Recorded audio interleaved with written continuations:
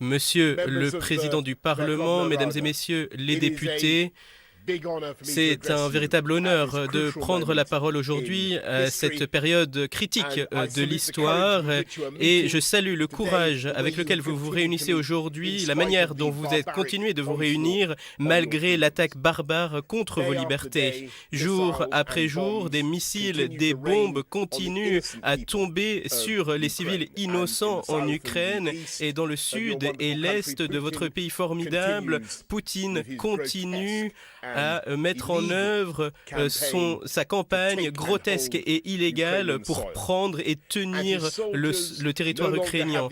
Et ces soldats n'ont plus l'excuse de ne pas savoir ce qu'ils font. Ils commettent des crimes de guerre. Et leurs atrocités se révèlent lorsqu'ils sont forcés à prendre la retraite, qu'on l'a vu à Hostomel, à Irpin, à Bucha et dans d'autres zones également. Et au Royaume-Uni, nous ferons tout ce que nous pouvons pour les tenir pour responsables de ces crimes de guerre. Et en ce moment, alors que la période est incertaine et que le doute et la peur se font ressentir par rapport à l'avenir, j'ai un message à vous transmettre aujourd'hui. L'Ukraine va gagner.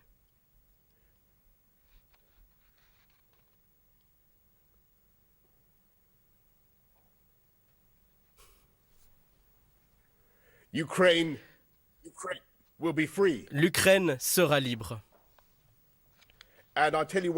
Et je vais vous dire pourquoi vous allez réussir, chers membres du Parlement ukrainien. Lorsque ils sont venus vers moi, les renseignements sont venus vers moi l'année dernière pour nous dire qu'il y avait des bataillons, des groupes tactiques qui se rassemblaient proche de la frontière ukrainienne.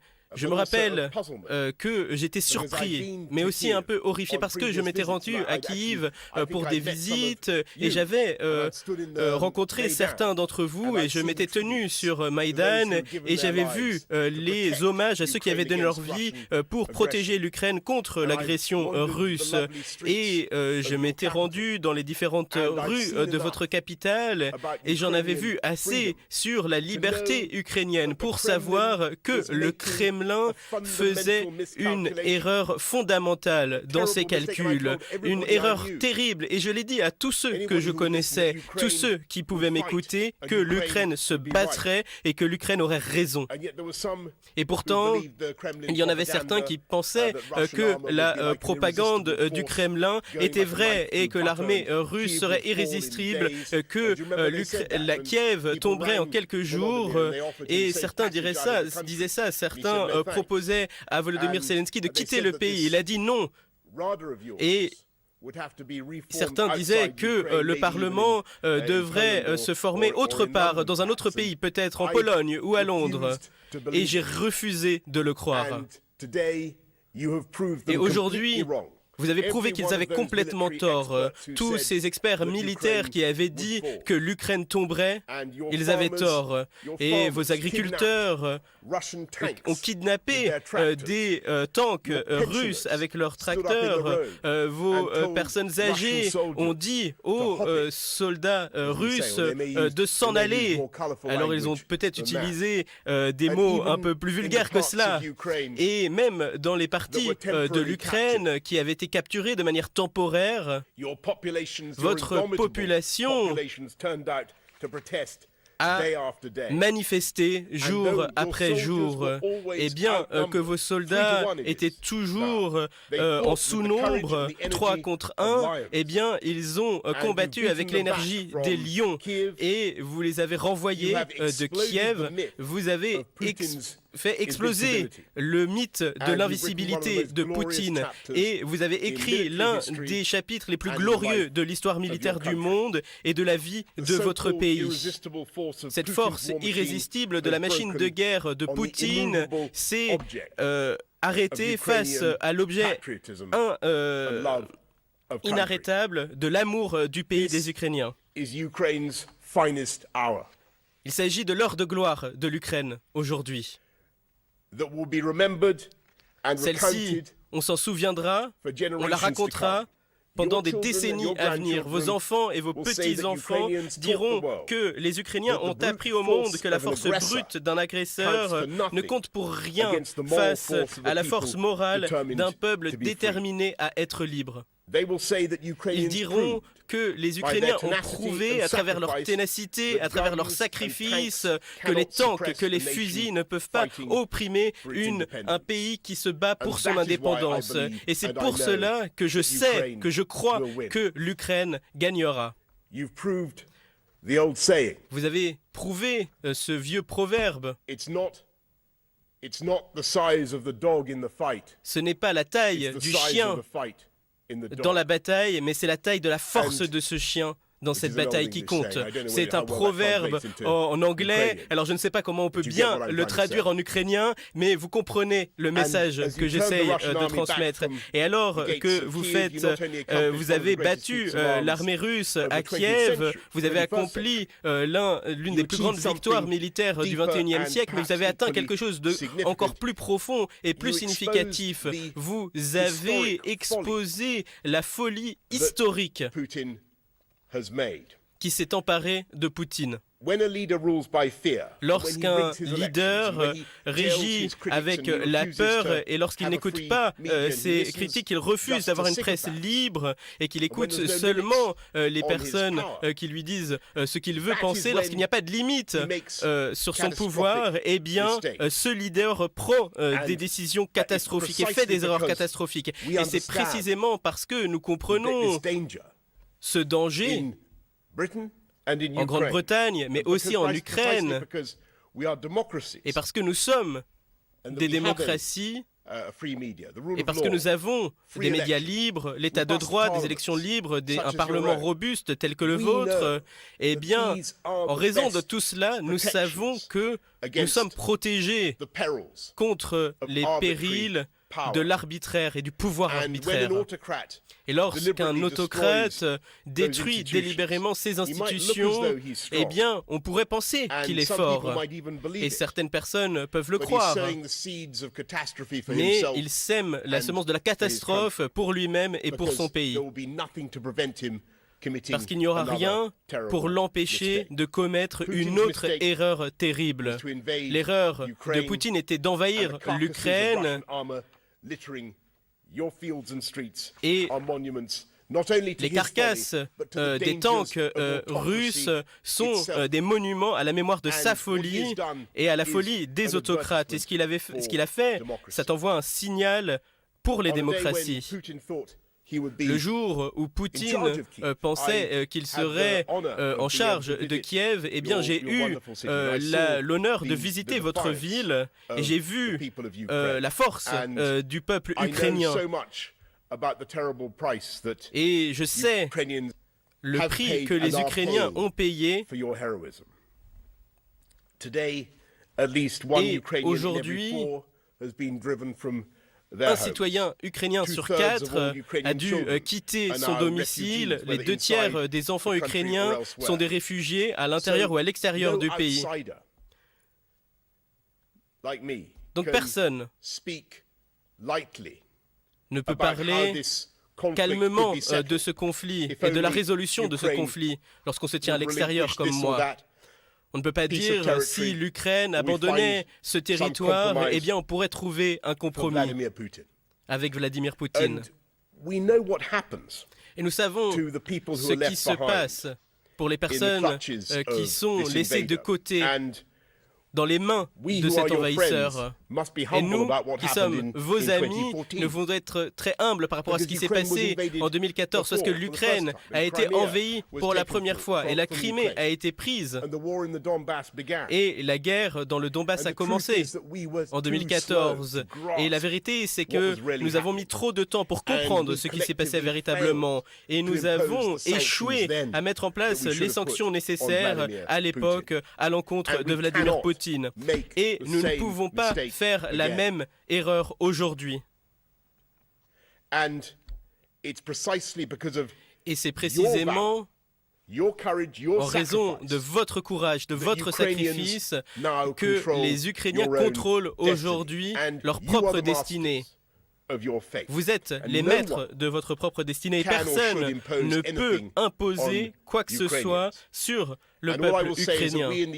Et ce que je veux dire, c'est qu'au Royaume-Uni, nous suivrons vos directions et nous sommes vraiment fiers d'être vos amis. Et je suis fier que votre ambassadeur, Melina Simons, notre ambassadeur plutôt, est de nouveau à Kiev pour réouvrir notre ambassade dans votre pays. Et en janvier, bien sûr, comme vous l'avez dit, Monsieur le Président, juste avant que Poutine lance son attaque, nous avons envoyé des missiles anti-tanks en Ukraine qui sont devenus très populaires dans votre pays, à Kiev et autre part, et nous avons intensifié ces efforts essentiels. Nous travaillons avec des dizaines de pays pour coordonner des chaînes d'approvisionnement de plus en plus larges. Et nous envoyons des armes de tout type, des tanks également aujourd'hui et des véhicules armés. Et nous allons envoyer des missiles anti-navires et des systèmes anti-aériens. Et nous envoyons des véhicules armés pour évacuer les civils de zones attaquées et pour protéger les responsables. C'est ce que le président m'a dit, protéger les élus alors qu'ils maintiennent l'infrastructure critique. Je peux annoncer aujourd'hui un nouveau une nouvelle aide de 300 millions d'euros, y compris des radars pour identifier l'artillerie, des drones pour l'approvisionnement à vos forces et des outils de vision de nuit également. Nous allons continuer à approvisionner l'Ukraine avec vos autres amis en leur offrant des armes, du financement et de l'aide humanitaire jusqu'à ce que nous ayons atteint nos objectifs de long terme qui doivent être de fortifier l'Ukraine pour que personne ne puisse plus vous attaquer à l'avenir. Ici, au Royaume-Uni, dans mon pays, vous verrez des drapeaux ukrainiens partout. Au clocher des églises, vous voyez des rubans aux couleurs de l'Ukraine sur les vêtements de beaucoup de citoyens britanniques. Il y a beaucoup de raisons pour lesquelles votre pays a créé beaucoup de sympathie au sein du peuple britannique. C'est un conflit où il n'y a pas d'ambiguïté morale ou de zone grise. Il s'agit ici du droit des Ukrainiens à se protéger contre la violence et l'agression de Vladimir Poutine. Il s'agit de défendre la liberté et la détermination nationale de l'Ukraine contre le revanchisme impérialiste de Vladimir Poutine. Il s'agit de défendre la démocratie contre la tyrannie, la liberté contre l'oppression, le bien contre le mal. Et c'est pour cela que l'Ukraine doit gagner. Et lorsque l'on voit l'héroïsme du peuple ukrainien et le courage de vos leaders et de votre président Volodymyr Zelensky, nous savons que l'Ukraine va vaincre. Et au Royaume-Uni, nous allons faire tout ce qui est possible pour restaurer une Ukraine libre, souveraine et indépendante. Merci à tous de m'avoir écouté aujourd'hui. Gloire à l'Ukraine.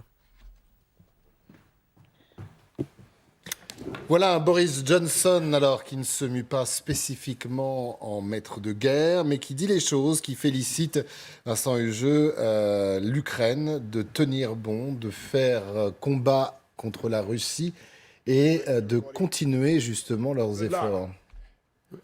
Au fond, il essaye d'adopter une posture churchillienne avec une référence explicite à ce qu'on appelle « the finest hour », l'heure de gloire. C'est-à-dire qu'il établit un parallèle entre le fait que la Rada, donc le Parlement ukrainien, est réuni et que durant la Deuxième Guerre mondiale, même quand Londres était matraqué par les raids allemands, eh bien, le Parlement britannique de Westminster continuait lui aussi de se réunir. Et donc il essaye d'établir une sorte de continuité historique entre ce que fut la résistance des Britanniques menacée par l'agression nazie et la résistance d'aujourd'hui. Et ce thème de Finest Hour, évidemment, évidemment a une résonance très forte au sein du peuple britannique également. Valéria Faure-Muntian, vous nous montriez pendant la conférence de presse le contre-champ, si je puis dire, la télévision du Parlement, du Parlement ukrainien. On voyait que Zelensky était présent pour écouter le Premier ministre britannique, que les députés étaient bien là pour siéger dans leur Parlement, donc il est resté ouvert, même si on est en temps de guerre. Ce Parlement il continue à fonctionner. Ce Parlement continue à fonctionner, à siéger, et ce depuis les premiers jours, une fois que le bâtiment a été sécurisé par les forces armées ukrainiennes. Le Parlement, dans sa grande majorité ukrainien, s'est réuni pour pouvoir siéger. Quelques députés ukrainiens ont fui, comme Medvedchuk ou comme Voloshin, qui étaient plutôt pro-russes.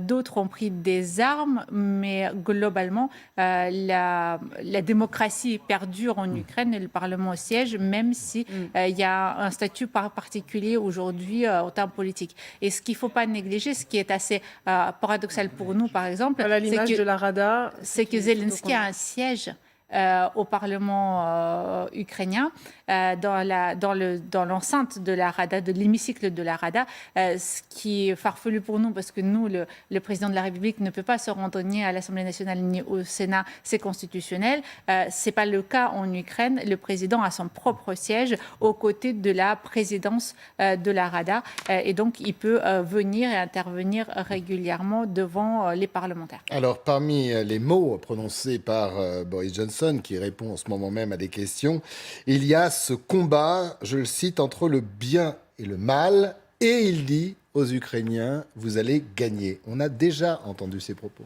Oui, alors il n'a pas repris l'axe du mal, cher au président Bush américain, mais il a fait preuve effectivement d'un lyrisme, là encore, qui se voulait churchillien. Il évoque la folie historique de l'agression russe et il évoque également le cœur de lion, The Lion's Heart, de Volodymyr Zelensky. Et il dit à un moment donné que ce que l'on vit, c'est le plus grand fait d'armes du XXIe siècle et que pendant que le lion Zelensky rugit, eh bien nous, vos amis, nous allons vous aider à aiguiser vos dents et vos griffes. Donc voilà, il y a une part de réel politique dans son propos, et puis il y a une part beaucoup plus lyrique pour essayer encore une fois d'établir cette analogie. Une analogie d'ailleurs qu'il avait hasardée d'une façon beaucoup moins heureuse le 19 mars, puisque devant le congrès de son parti conservateur à Blackpool, il avait établi un parallèle entre le vote de la liberté des partisans du Brexit et la résistance du peuple ukrainien, ce qui lui avait valu d'ailleurs des remontées de bretelles assez viriles, y compris au sein de son parti. Ça a un sens, pardon. Ça a un sens, cette posture de Boris Johnson, cette double posture. C'est-à-dire qu'il y a bien évidemment un discours par rapport à l'opinion publique britannique, il y en a un par rapport à l'opinion internationale, aux Ukrainiens, mais il ne faut pas oublier aussi le côté fait à la maison. C'est-à-dire que Boris Johnson aimerait également faire oublier un certain nombre de choses, se draper dans une posture qui, pour le moment, n'est pas la sienne. Non, ce qui est clair, c'est que les Britanniques, il faut leur reconnaître cette vertu, n'ont pas mégoté leur soutien. Soutien diplomatique et soutien matériel. Il a d'ailleurs rappelé avec ce nouveau paquet de plus de 370 millions d'euros d'armement. Mais de fait, c'est aussi un Premier ministre qui est en butte au pays à beaucoup d'adversité, qui est très contesté. On sait très bien que le contre-coup du Brexit est considéré par beaucoup de citoyens britanniques, y compris parmi ceux qui l'ont voté d'ailleurs, comme très préjudiciable à leur bien-être au quotidien.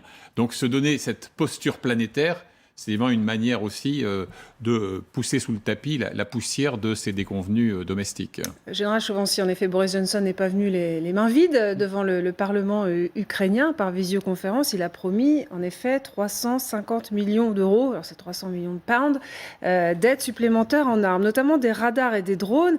Il leur a dit également, ces radars, ça vous permettra de localiser l'artillerie qui bombarde vos villes. On sait que les Britanniques sont un tout petit cran au-dessus par rapport aux Européens dans leur aide. On a même dit qu'ils étaient plus va-t-en-guerre. C'est vrai qu'ils sont plus offensifs dans leur aide aux Ukrainiens. Oui, mais je crois qu'on est dans cette, ce comportement anglo-saxon, parce que les Américains, je les mets un petit peu aussi dans le même domaine.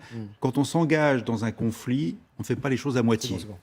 Nous, peut-être en Europe, on a toujours une tendance à ménager la chèvre le chou. Quand les Britanniques et les Américains disent on y va, on met tous les moyens. Et là, en l'occurrence, l'armement que vous citez est un armement quand même de performance, puisque si on commence à mettre des radars de contre-batterie, c'est que ça va neutraliser en partie, notamment l'artillerie russe, et ça va permettre de la détruire une fois qu'elle a juste tiré. Donc on donne à l'armée ukrainienne des moyens, effectivement, de limiter les frappes d'artillerie de l'armée russe, et avec du matériel quand même très performant. Tout le monde n'a pas des radars de